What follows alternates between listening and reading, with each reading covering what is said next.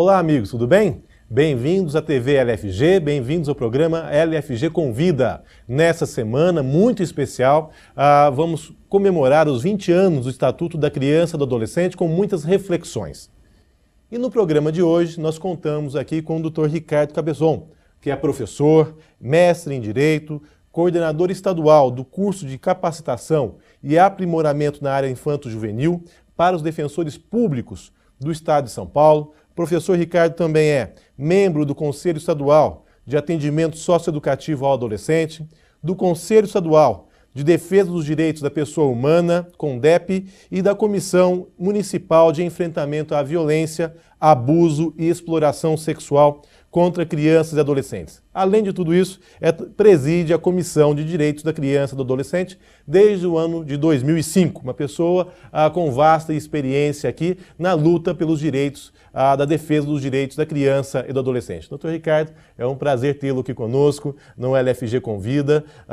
Espero que nosso bate-papo aqui possa muito ser produtivo, né? Que as pessoas possam aqui também ter esse direito da criança e do adolescente cada vez mais presente em suas vidas.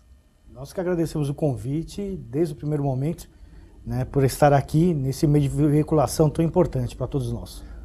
Pois não, professor. Doutor Ricardo, o senhor atua aqui na Ordem dos Advogados do Brasil, né? O senhor preside a Comissão de Direitos da Criança e do Adolescente. Me conta um pouco mais sobre esse trabalho, por favor. Muito bem. A Comissão de Direitos da Criança e do Adolescente ela foi criada em 2005, porque até então era uma coordenadoria dentro da Comissão de Direitos Humanos, né, que vinha desde a década de 80, no então presidente Márcio Tomás Bastos, e em 2005 chegou-se à conclusão de que ela necessitava ter uma autonomia ainda maior do que ela já possuía dentro da própria Coordenadoria de Direitos Humanos para poder gerir uma série de questões hoje que ela está atrelada, né? Então quer dizer que a Comissão de Direitos da Criança e do Adolescente é uma comissão autônoma, ela não está vinculada a outras comissões, é isso? Isso, ela não está atrelada. Inclusive, ela tem também um braço operacional que atende ali gratuitamente a população no dia a dia, né, que é o Centro de Referência da Criança e Adolescente.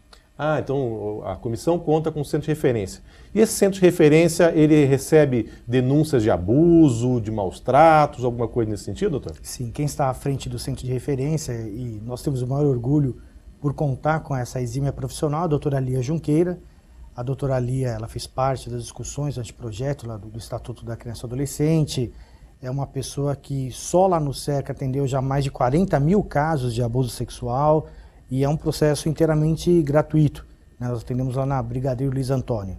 A OAB começou com esse projeto, depois o Ministério da Justiça também acabou participando, entrando também como parceiro e, enfim, é o que nos dá hoje sustentação para podermos atuar. Porque muitas vezes na comissão a gente tem esse problema de poder colocar a mão na massa, fica algo muito teórico, em que pese a Comissão da Criança e Adolescente não ter só advogados, ela conta com psicólogo, com médico, com educador, com assistente social, enfim, com uma série de profissionais, professores, né? Falta às vezes essa oportunidade de poder ali litigar, né? Fazer parte do processo e cuidar do dia a dia do que está acontecendo. Uhum. Esse contato que o senhor tem com as crianças, com os adolescentes, com os problemas enfrentados por essa população, de um modo geral, eu gostaria de fazer uma pergunta e o senhor responder de uma forma bem sincera. O profissional do direito hoje, ele é um profissional atento a esse problema, a essa problemática da infância e da juventude? Ou é um profissional alheio a toda essa discussão? Olha, eu acho muito oportuna a sua pergunta, porque na verdade o profissional ele não é... A matéria Direito da Criança e Adolescente, até mesmo quando existe na grade de algum curso superior, ela geralmente é uma matéria ali de uma meia-noite, uma meia-manhã, de um só semestre. Então, particularmente o direito infanto-juvenil é tratado como um apêndice do direito de família e sem se observar ali condições próprias de atuação, né? A Ordem dos Advogados, junto com a Defensoria Pública, até com o Dr. Flávio Fraceto também, que é um exímio colaborador, uma pessoa fantástica aqui em São Paulo, ela acabou firmando uma parceria até para que os proponentes à vaga de dativa, assim como os defensores públicos, iriam fazer uma capacitação. E a nossa surpresa, assim, entre aspas, né, era de ver mesmo aqueles colegas que já estavam ali nas lides há muito tempo, já estavam nessa militância na área infanto-juvenil há vários anos, não tinham noção hoje da extensão da área do direito infanto-juvenil. Então, realmente, há uma carência na formação. Nós falamos até de uma forma jocosa, né, que há uma deformação, muitas vezes, dos conhecimentos na área infanto-juvenil, em que o colega vem, muitas vezes, achando que trabalhar na área do direito infanto-juvenil é simplesmente sempre falar que a criança e adolescente está cheia de direitos e não tem obrigações. Isso é um mito, isso é, na verdade, uma falácia. Muito pelo contrário.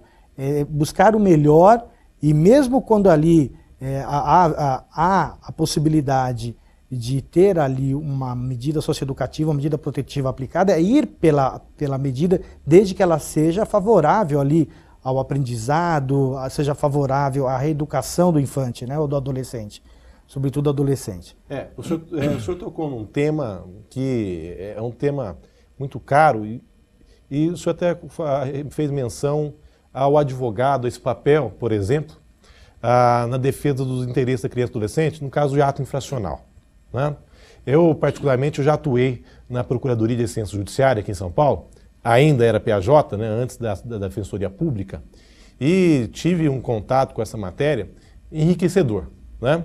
E o senhor fez referência a um tema aí, que é o seguinte: será que o senhor concordaria, então, pensando assim no papel do advogado, nessa defesa dos interesses do adolescente autor de ato infracional, né? Eu tenho uma opinião que me parece diverge um pouco da do senhor. A minha opinião é a seguinte: o advogado ele nunca poderia concordar com a aplicação de uma medida socioeducativa a um adolescente. Vejo assim, para poder garantir aí a paridade de forças. De um lado, você tem o Ministério Público, que representa a coletividade, né? E que quer aplicar uma medida socioeducativa a essa pessoa com a finalidade de ressocializar, de inibir aí a reincidência, a reiteração, né, de outros atos, né?